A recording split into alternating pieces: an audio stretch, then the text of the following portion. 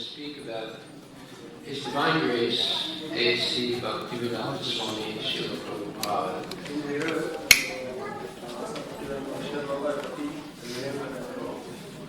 The founder Acharya of the Hare Krishna Sankirtan movement, initiated by Lord Chaitanya, who prophesied that Vitivite Achayata Nagaradi Grama Sarvatma Prachur Haive Moranama. This holy name will be chanted in every town and village of the world.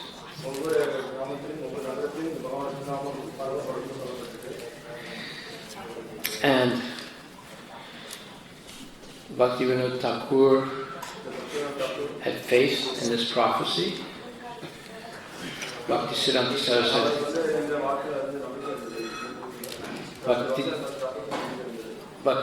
Saraswati Thakur also had faith in this prophecy. And Prabhupada had faith in this prophecy of Lord Chaitanya. So in 1922, the first time he met his Guru Maharaj, Prabhupada was asked by Bhaktisiddhanta Saraswati Thakur to preach in an English-speaking world. So I was once on a morning walk with Srila Prabhupada, and I asked him, why did you go to the United States? He said, well, one god brother of mine went to England and he failed. Second god brother of mine went to Germany and he failed. So I was thinking, let me go to a different place and fail. So he came to the United States. But he did not fail. And we should ask the question, how come he didn't fail and other god brothers of his did fail? It's because of faith in the prophecy of Lord Chaitanya and in the words of his Guru.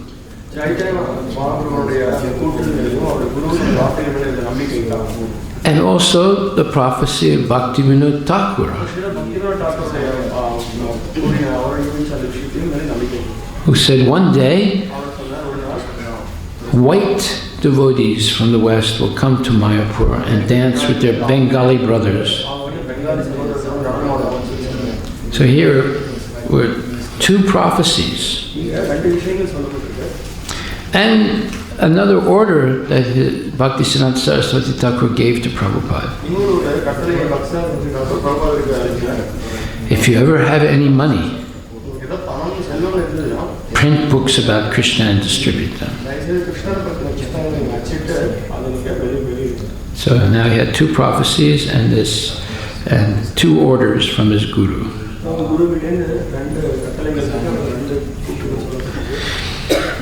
So Prabhupada did come to America, the United States, and with faith in his Guru and Krishna, Yasha Bhakti. In other words, if you have faith in Guru and Krishna, then Krishna will reveal all the imports of the Vedic literature to you.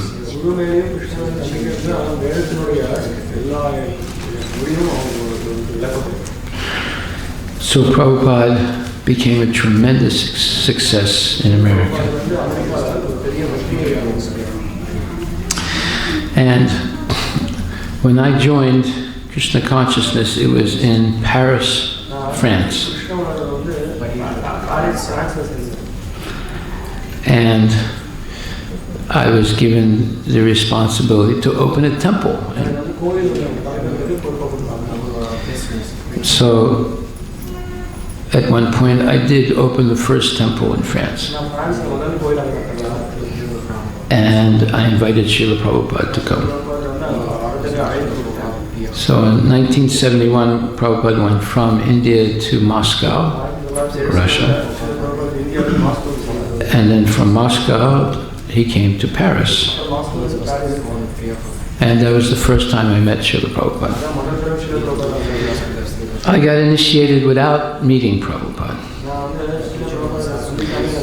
simply by associating with his devotees,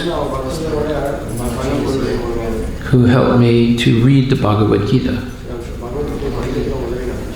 And by reading Bhagavad Gita and associating with devotees, I became convinced that Srila Prabhupada was a genuine, pure devotee of Krishna.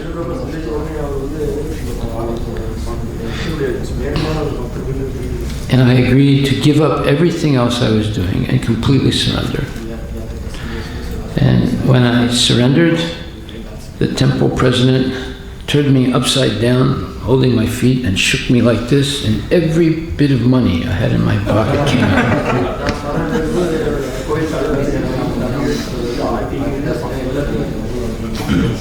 And he said, that money belongs to Krishna, it doesn't belong to you. And he shaved my head, kept the sikha, and he said, now you have to wake up 3:30 in the morning. I said, what? I never woke up 3:30 in the morning before in my life. He said, no, the temple you have to wake up 3:30. So that's the way I began. And Prabhupada came to Paris, and it was the first time I saw him. He landed, his airplane landed, and then people started coming out of the airplane. We were standing on top of a building, watching the plane land, and then the people coming out of the plane. And we were chanting, there were about 6 devotees, we were chanting as loud as we could, Hare Krishna, Krishna Krishna, Hare Hare, Hare Rama, Rama Rama, Hare Hare. And all of a sudden 2 devotees stepped out. And one of them was holding a danda. I thought for one second he was Prabhupada, but he was just a servant of Prabhupada. And then Prabhupada stepped out of the airplane, and it was like seeing the morning sun come up. And when he heard us, we were quite some distance, but he heard us chanting, and he raised his hands like this. And we were in ecstasy. So then Prabhupada came down from the steps, and then he was walking toward the immigration. So we went downstairs waiting for him to come out. And then his servant came out and said, immigration people will not let Prabhupada enter France. So this was a shock. And they said, we have to go and buy him a ticket to the next destination, otherwise they won't let him come into France.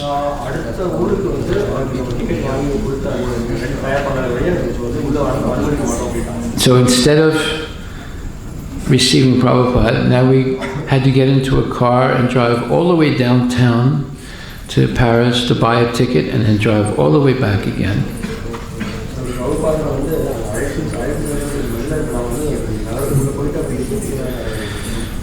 And when we got back, the devotees said, Prabhupada convinced the immigration people to let him come in.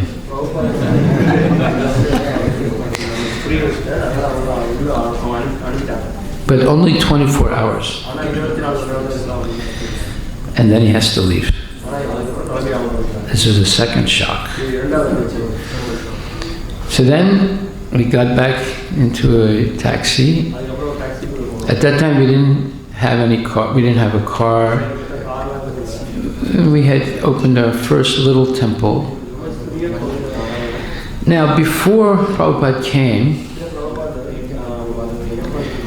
the night before, I was really worried because we had no money. We didn't have money for a taxi. We didn't have money for flowers. We didn't have money for boga. And I was thinking, what are we going to do? We won't even be able to put Prabhupada in a taxi and bring him to the temple.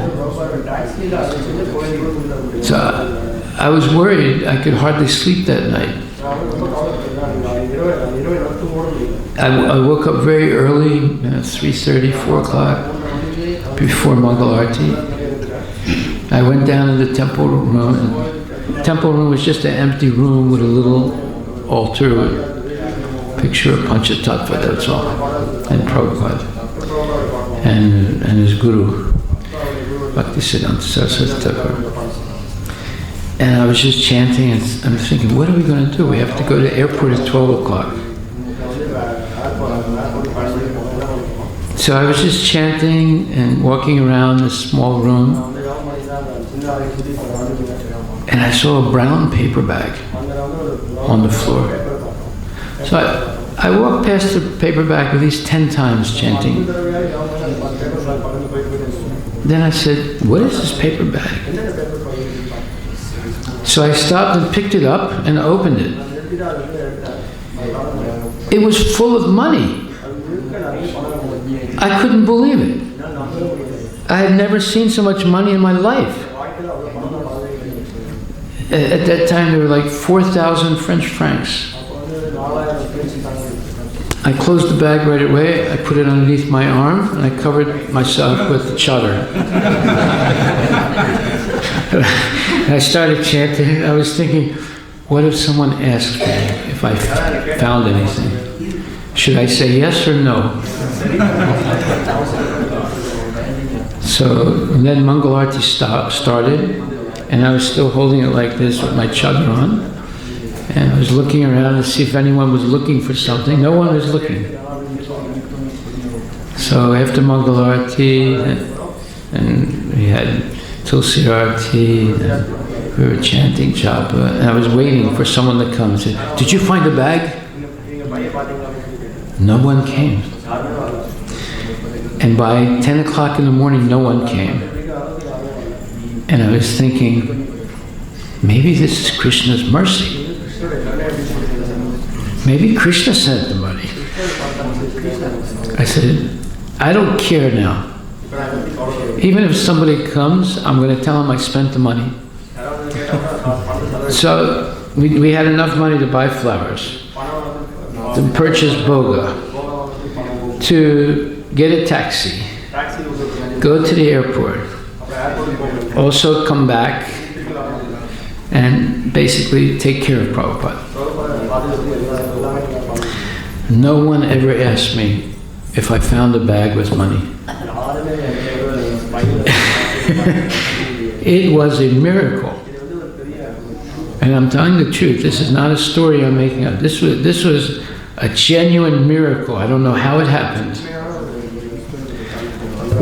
Now before that also, getting a small temple was a miracle.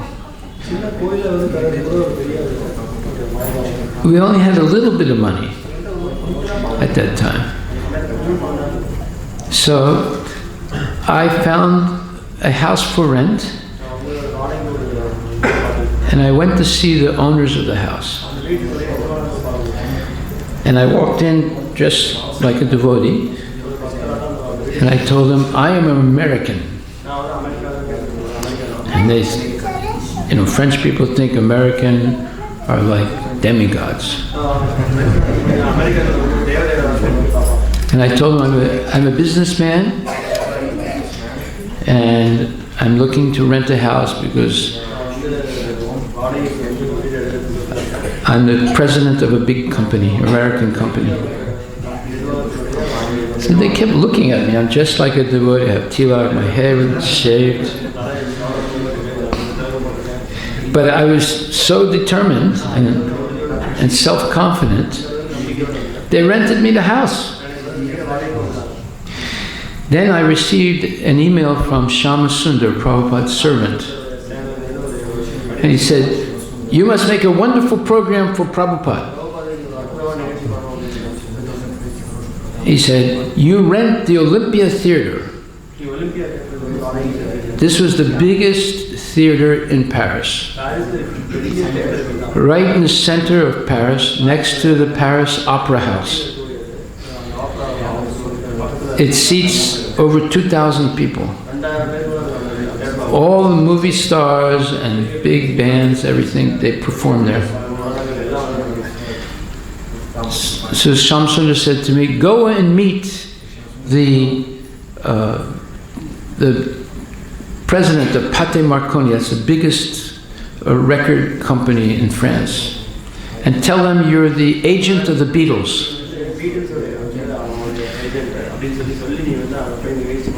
So I went to the Champs-Élysées, that's the biggest street in Paris, to the offices. I walked in, and I had called up previously. I said, "I am the new agent of the Beatles, and the guru of the Beatles is coming to Paris, and I have to rent the biggest hall because there'll be thousands of people coming." So I went into the office, and they stopped me, and they said, "Who are you?" I said, "I'm the agent of the Beatles." And they looked at me because I was dressed like a devotee. I had a shaved head. But still, the CEO, the big owner, he let me in. I went into his office, and I said, "I'm the new agent of the Beatles, and they're coming to Paris to meet their guru. I need the Olympia Theater." So they said, "Okay, nobody told us about you. We don't have your name."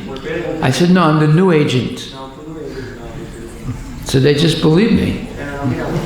Then they called up the Olympia Theater, the president, and they told him what's happening. And then they told me to go to the Olympia Theater. And I went there, and I met the manager, and I said, "I'm the agent of the Beatles. They're coming here to meet their guru. There'll be thousands of people coming. I need this theater." I couldn't believe it. They said, "Yes." And this was like 3 days before Prabhupada was coming. They gave me the whole theater for free. Now, by that point, we didn't have any money already, because we gave the last penny for a down payment on the building. You know, it was a house. So we photocopied some pieces of paper, and we put, "Beatles are coming to meet their guru." And we went out Sankirtan, we distributed it. And we called the major newspapers, and we said, "The Beatles are coming to meet their guru in the Olympia Theater." Now we had the Olympia Theater. So they all believed it. So now Prabhupada comes, and we went back to the airport. He's not there. I had gone to the Indian embassy, and I said, "My guru is coming to meet the Beatles. I need your offices to greet him." They had offices right next to, they had their economic attaché's office next to the Olympia Theater. They said, "Okay." See, at that time, you have to understand, we didn't know anything about Krishna consciousness. All we knew was Prabhupada is a pure devotee of Krishna. And we just had faith. And whatever we were asked to do, we did it. Whether we had money or we didn't have money, whether we knew something or we didn't know anything. So we were like empowered by Srila Prabhupada himself. So Prabhupada arrived at the Indian Economic Attaché offices, and two devotees brought him there with a taxi, and he was tired. So he laid down on a couch. Now I wasn't there, so there was a husband and a wife, and Prabhupada said, "Do you have a mango?" So they said no, but the husband said, "I'll get you one, I'll get you one." So he left, and his wife was there. And then Prabhupada laid down and closed his eyes because he was tired. And she sat next to him and was just staring at him. She was not an initiated devotee, but she couldn't believe it that she's sitting next to Prabhupada. She had heard about him, and he's sitting right there. And at one point he was laying down and he opened one eye and looked at her. And she looked at him. And he sat up and smiled. And she smiled. But she couldn't speak English. And he couldn't speak French. So they just looked at each other and smiled.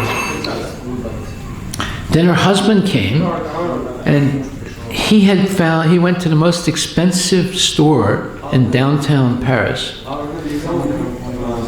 and bought mangoes. Right? This is 1971, right? Mangoes, were like very rare. He paid a lot of money to get them. And he brought them, and then his wife cut it up, and both of them sat right next to Prabhupada and offered it to him. And they were like mesmerized. They were like, they couldn't believe this is happening. They're sitting with this great guru in such an intimate way. And by the time I arrived, other devotees were there. Now when I say other devotees, everything happened mysteriously. Once we got that building, a bunch of young kids came and joined. They came from nowhere. Yeah. We were doing Sankirtan, but it was like a miracle. So, and they were all young.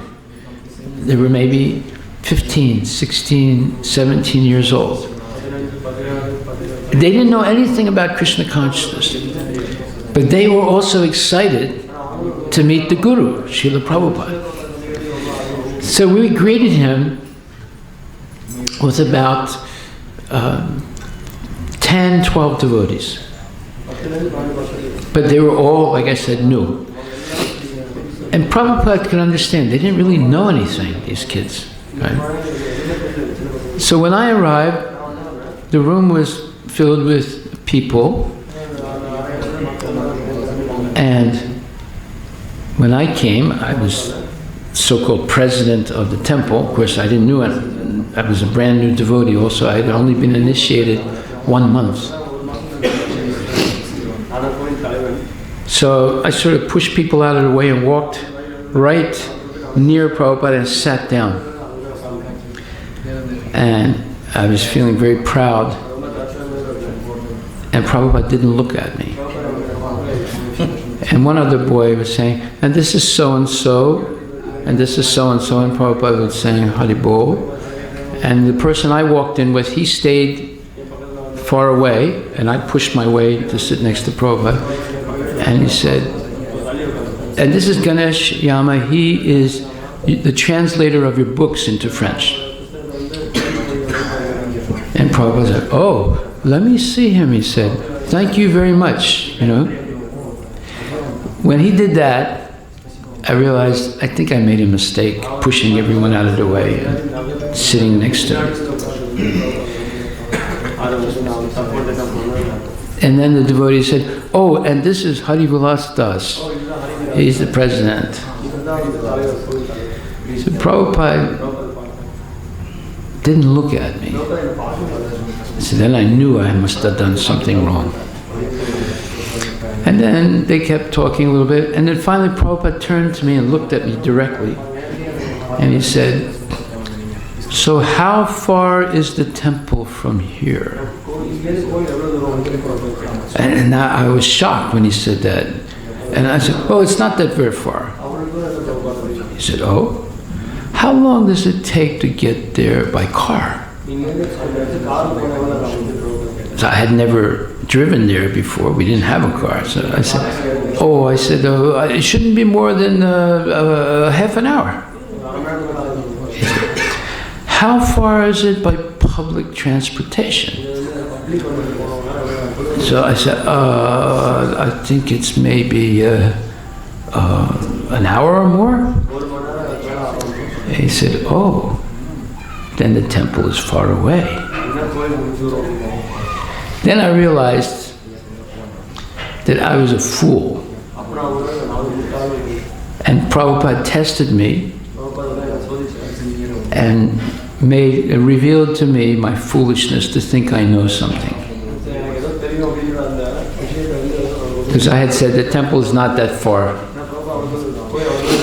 Then I realized he's my devotee because right away he showed me how imperfect my thinking was. From that point, my false ego was deflated. And I realized that I'm an idiot and this is my guru. So then, after the initial meeting, we had a taxi to go to the temple. And I was sitting in the back seat, and Prabhupada was sitting next to me, and then one of his servants was there, another servant was in the front seat, and the taxi driver. So Prabhupada, I was thinking, now I'm sitting next to my guru, I should ask him a question. So I had a Bhagavad Gita that I always carried with me. At that time, there were hardly any books at all. This was the abridged edition of the Bhagavad Gita, the first book that was printed. And it was the only book we had. So I had always thought, if I ever meet Prabhupada, I'll ask him some questions. So there was a lot of noise, the traffic noise. And I said, "Srila Prabhupada, what does this verse mean? What is the time of awakening for the master men is nighttime for the introspective sage." But the only thing he heard was time of awakening. And he said, 4 o'clock. Our devotees wake up 4 o'clock. And I said, and then his servant said, "No, Prabhupada," he said, "what is the time of awakening for the devotees?" And he said, he's talking about this verse in Bhagavad Gita, "Ya nisa sarvabhutana." Prabhupada smiled and said, "Oh," he said, "this verse means when the karmis see us, the devotees, chanting in the streets, they laugh. And when we see the karmis rushing to work and the traffic and horns blowing and everyone is tensed up, we are laughing." He said, "But our laugh is best." He said, "When they see us chanting in the street, they think we're wasting our life. And when we see them rushing, viz, viz, viz, viz, viz, go here, go there, make money, like that, we think they're wasting their life." He said, "Therefore our laugh is best because we are doing Krishna's work. This is more important than anything else." So that was a very nice explanation of that verse. Then when we got to the temple, we walked in, and it was just a house. We had painted it a little bit, cleaned it up a little bit, prepared a room for Prabhupada, and that was it. There was nothing else. No furniture, nothing. And we had a small altar with a picture of Panchatattva and the Acharyas. So Prabhupada walked in and he said, "Oh, my Guru Maharaj is here." And he gave full dandavat. I was shocked because there was nothing in the temple room. It's a very small altar. But he said, "My Guru Maharaj is here." So I felt,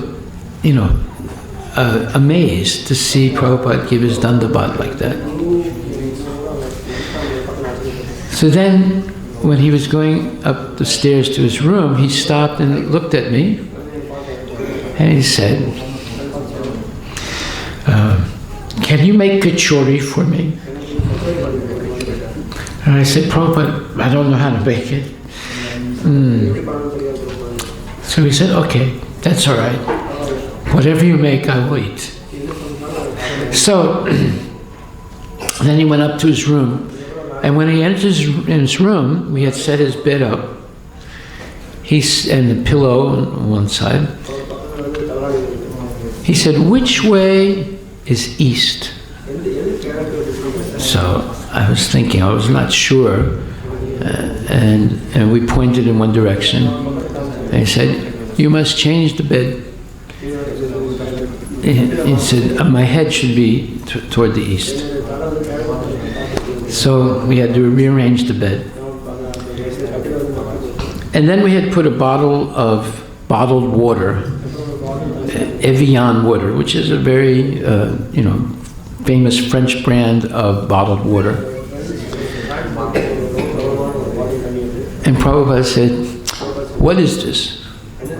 And we said, "It's bottled water, Prabhupada." He said, "I don't want this. Give me running water from the tap." He said, "This water is stale. I want the running water." So here we see, he was teaching us simple things, which way our head should face when we sleep. Bottled water is basically nonsense. He wanted tap water. And then he said, these French people, when they speak, they go, he did an imitation of French people. and he said, "They're speaking like this, we cannot understand anything they're saying."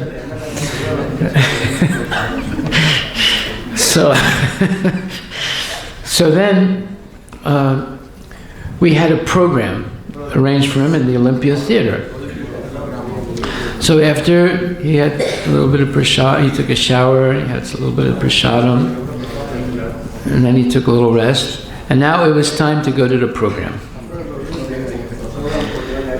So we went to the program,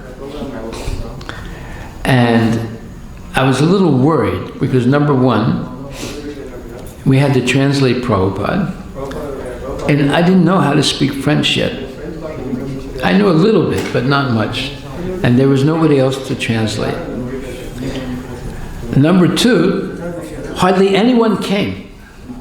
The newspaper people were there, the theater was there, we were there, Prabhupada was there, and only 15 people came. So Prabhupada sat on the Vyasasan, and we had some small Vyasasan, and he said to me privately, he said, "Next time, you should advertise better." I said, "Yes, Prabhupada, I'm sorry." And then he knew I couldn't speak French very well, so he told me, "I will speak very slowly, and you try and translate." I said, okay, Prabhupada. So he chanted Jai Radha Madhava, and we had our 12, 15 devotees, and maybe 10 people paid to get in, right?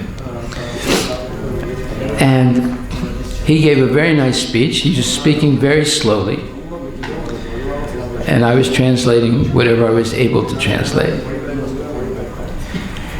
And after it was all over, we walked out, and it was around 11 o'clock at night.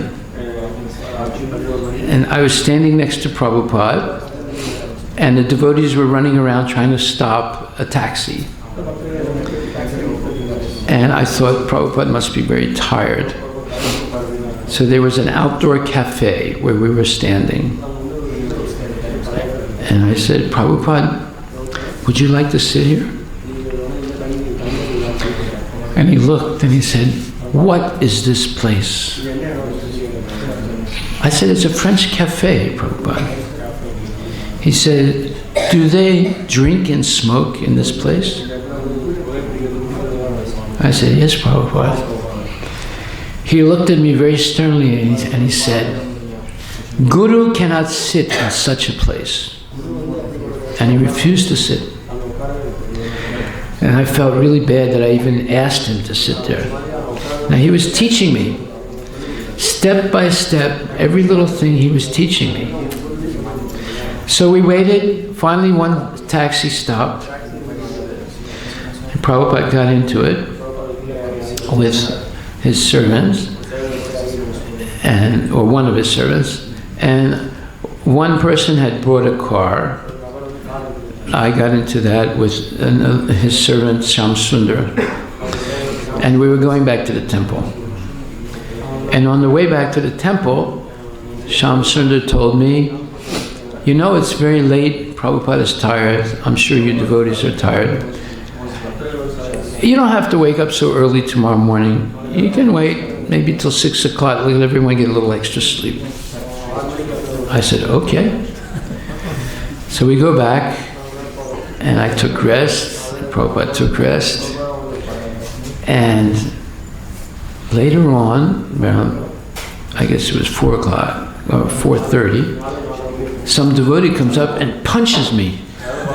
He said, get up, you rascal! I wake up, I thought it was a bad dream. I said, what is it? He said, Prabhupada is really upset. There's no Mangal Arati going on, and you're sleeping. I said, well, I mean, Shyam Sundar, what? Shyam Sundar, nothing. You know, Prabhupada's upset. Get downstairs right away. You know. So I put on my dhoti real quick, and I run downstairs, and someone is starting the Mangal Arati, and everyone's looking at me and giving me dirty looks, right? and I don't know what to say. And then Shyam Sundar comes and goes, hurry up, come with us. I said, what are you going to do? He said, Prabhupada wants to go on a morning walk, he wants you to come. I said, okay. So the Mangal Arati is going on. And then we're outside, and we're walking, and Prabhupada had his cane, and he's walking, and the cane is going tick, tick, tick, tick, like that. And it's early morning, the sun had just come up, and I was walking behind Prabhupada with Shyam Sundar and Aravinda, his two servants. And at one point, tick, tick, tick, his cane stopped making that noise, and he stopped walking. And he said, Shyam Sundar. He was still looking straight forward, and we were standing in the back. He said, Shyam Sundar, why are all the grihasthas in Maya? I mean, I was shocked. I didn't know. I was not a grihastha, but Shyam Sundar was, and Aravinda was. And Shyam Sundar didn't say anything, Aravinda didn't say anything. And then Prabhupada turned around and said, yes, this is their position. He said, when I first came to America, my plan was only to make sannyasis. And he smiled. And he said, but then I realized this is not possible. He said, then I was thinking, let them get married, husband and wife.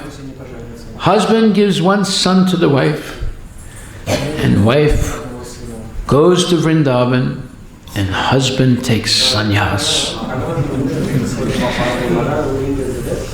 And he said, but then I saw, this is not possible either. So then I thought, let them chant Hare Krishna. Everything will be all right. So then we started walking again. Tick, tick, tick. And he stopped. And we stopped, and we were waiting. And Prabhupada was looking at a house. He said, the gentleman that lives in his house is a very first-class person.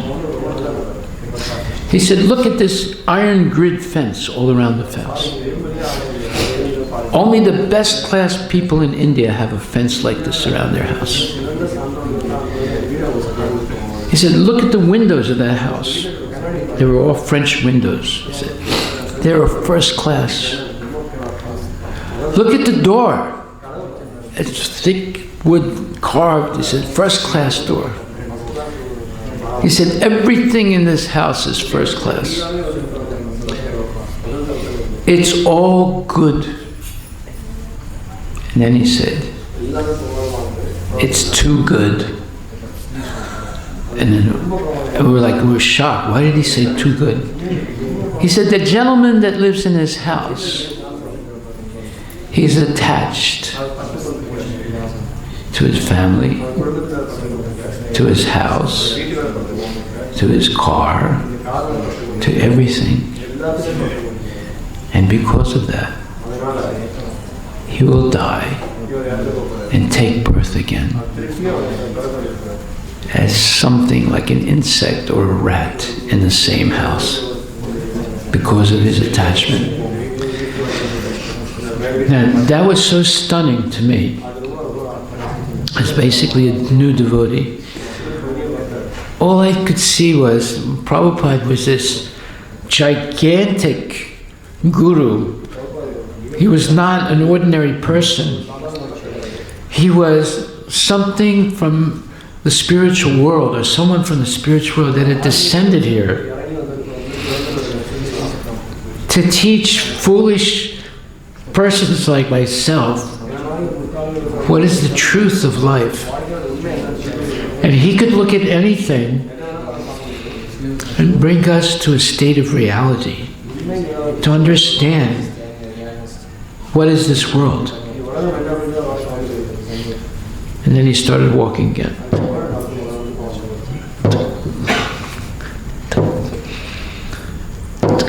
And he stopped. And he said, Harivilas, in your country, he thought I was French, wine, women, and gambling is very prominent, is it not? Now when he said that, I was not sure, should I say yes or no? If I say yes, that means I know about these things. If I say no, that means I'm an idiot. So I just kept my mouth shut. I didn't say anything. And Prabhupada said, yes, this is very prominent in your country. Aho shetra griha vitar janasya mohayam aham mameti. He said, these things are very prominent. Wine, women, and gambling, and attachment. And it is ruining the people's lives. Is it not so? I said, yes, Prabhupada. Yes. He said, you should be very careful here. Then he started walking again. Now, we had walked a certain distance and we were coming back to the temple, and rush hour had begun, and there were many cars, and we were walking up a road that was like a hill, and I was always right behind Prabhupada, and he was walking a little faster now, and he stopped, and I almost ran into him. And he was just standing there, and his cane was touching the ground, and he was shaking his head like this. And all of a sudden he said, "Oh, this breeze, it is just like Vrindavan." And I was trying to understand what was going on. And I did feel a light breeze on my skin. And when he said it's just like Vrindavan, at that point, it was like my body was heating up, and I felt as if I wasn't in Paris anymore. In the association of Prabhupada, he was experiencing Vrindavan, and he was taking us with him. We were on an ordinary street, but it was no longer that ordinary street. We were actually with Prabhupada in Vrindavan. Now that convinced me that I should no longer entertain any other thought in my life except to do whatever I can to help Prabhupada in his mission to serve as Gurudev. So as we kept walking, we were coming closer to the temple, I said, "Prabhupada, I think we'll be able to support the temple if I start a business." Right away he stopped me and said, "You are a brahmachari. Your business is not to do business. Your business is to do Harinam Sankirtan and preach Krishna consciousness." He said, "If there's some Grihastha, he can do business. But your business is to preach." So that immediately stopped that idea.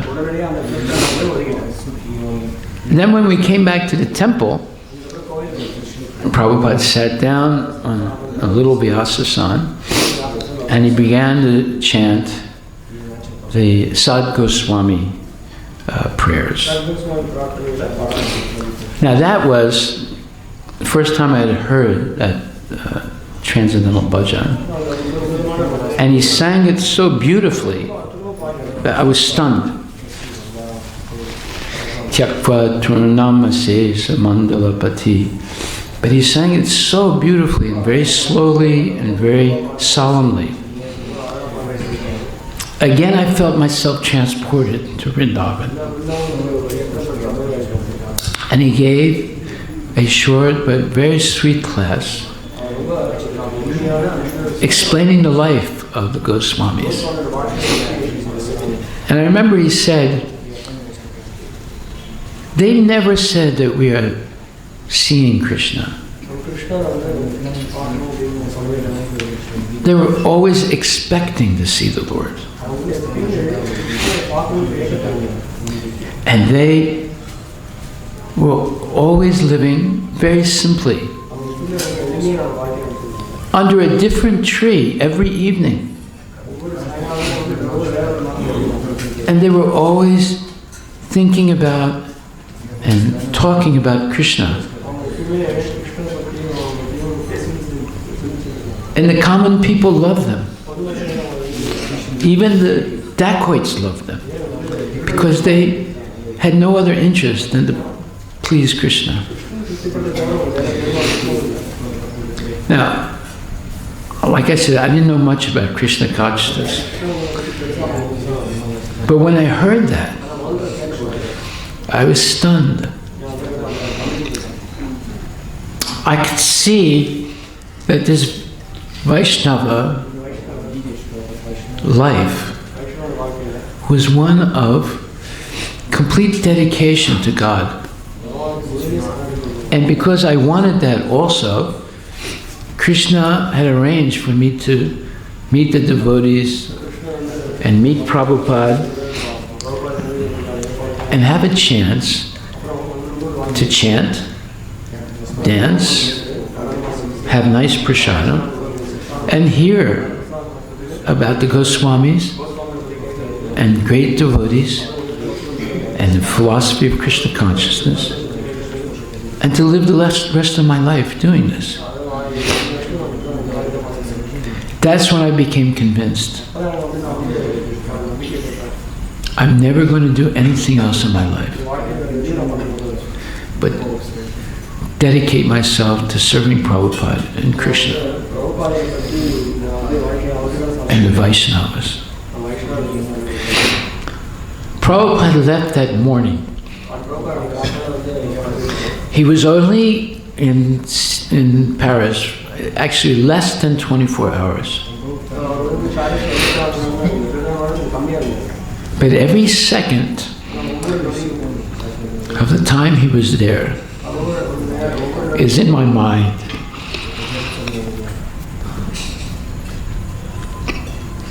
I cannot take it out of my mind.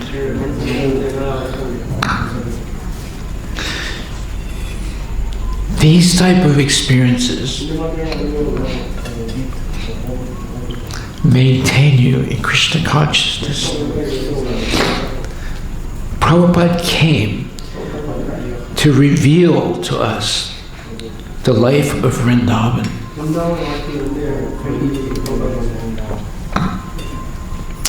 Vrindavan is called Goloka, the land of the cows.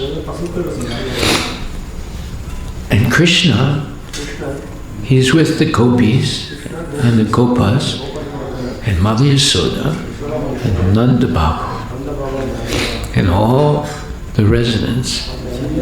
And they're always engaged in chanting the glories of the Lord, taking nice prasadam, caring for the cows, and always serving. Prabhupada has given us Vrindavan. You are living in Vrindavan right now. Every temple is Vrindavan. This is the magic of Prabhupada's mercy. We should understand what he's done and help other people experience the same thing. So I will not say any more now. I mean, I had many other experiences with Prabhupada, but that first 24 hours is still in my mind, and I hope I could share it with you tonight. Hare Krishna. Srila Prabhupada ki jai. All glory to Srila Prabhupada. Hari Bol.